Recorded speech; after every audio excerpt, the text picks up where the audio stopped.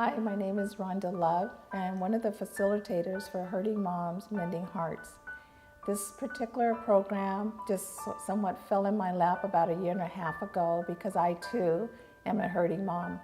I've been standing the gap for over 7 years for my son Javon, and during the course of that time I felt very, very alone, and I had been praying for several months and talking to other moms about our kids who have gone wayward. And I just happened to be at church one day, ran into a dear pastor at our church, and he actually gave me the curriculum for hurting moms. Along with that, I didn't realize at the same time there was another mother that was going through the exact same thing I was going through, and she was praying for something, I was praying for something, and just as you would know, God just crossed our paths together.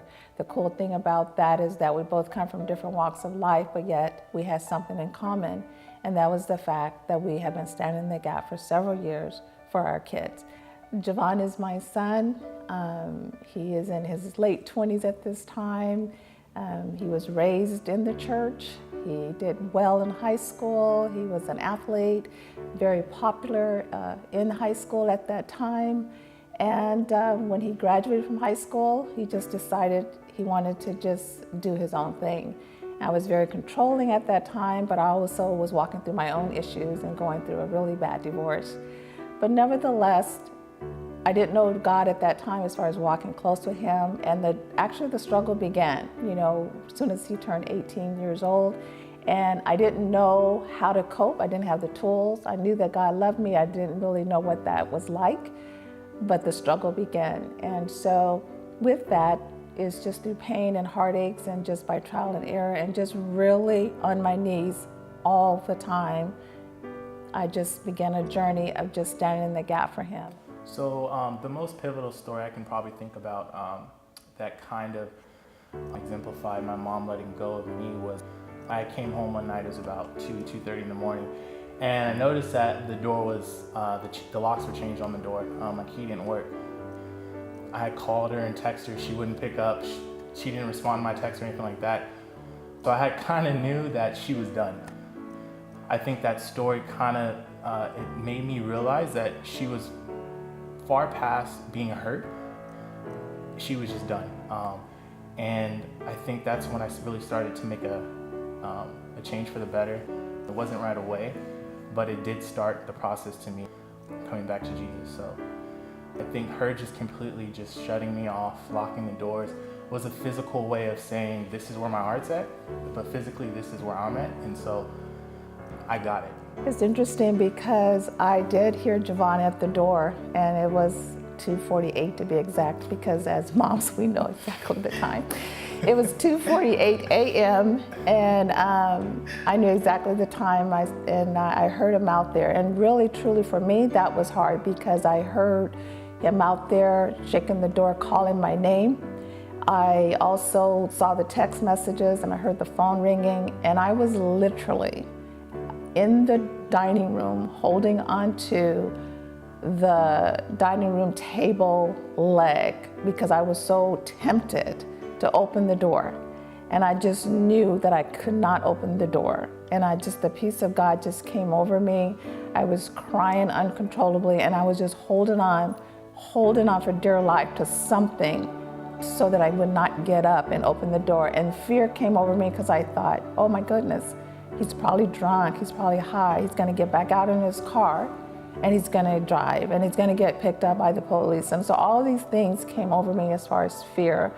But I have to tell you honestly, the power of prayer and just believing and trusting God so faithfully that night, Javon walked away from the porch. I cried when he walked away, but I knew that I had did the right thing. I had to close the door. Basically, I went to my dad's house and I started staying with him, but unfortunately my dad, he's in his mess as well, so it was kind of the blind leading the blind.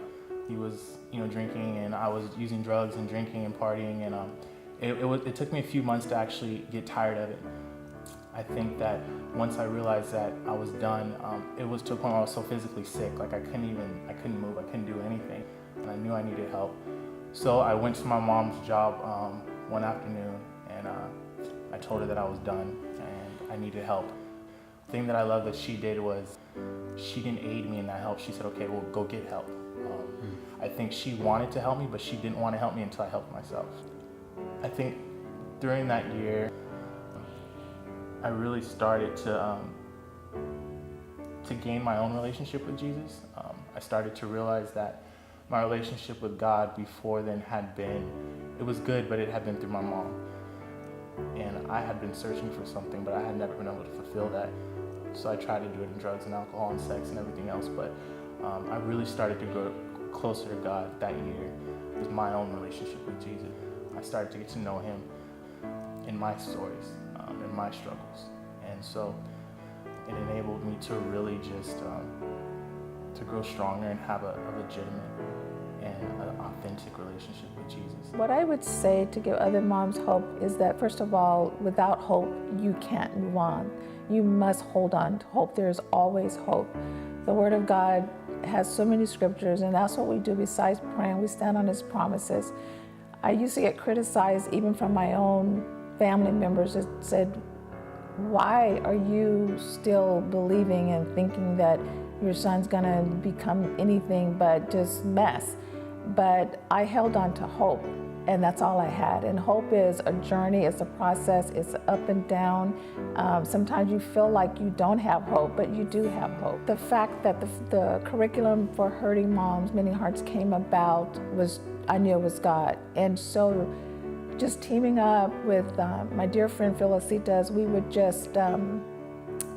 just was on a journey ourselves. And so what happened was we went through the curriculum, and as we were going through it, before we even took the time to even have the class, her and I both would just cry together because we knew that it was speaking to us. Going through the class, even the 5 classes to date that I've actually facilitated, I continue to grow. And how it's helping me is that what it means is that I'm never alone. There are women that are going through the same thing that I'm going through. You have support, you have prayer, you just bond with these women. It has been probably, besides Jesus Christ coming into my life and having beautiful kids, the Hurting Moms support group has just been the best thing in my life.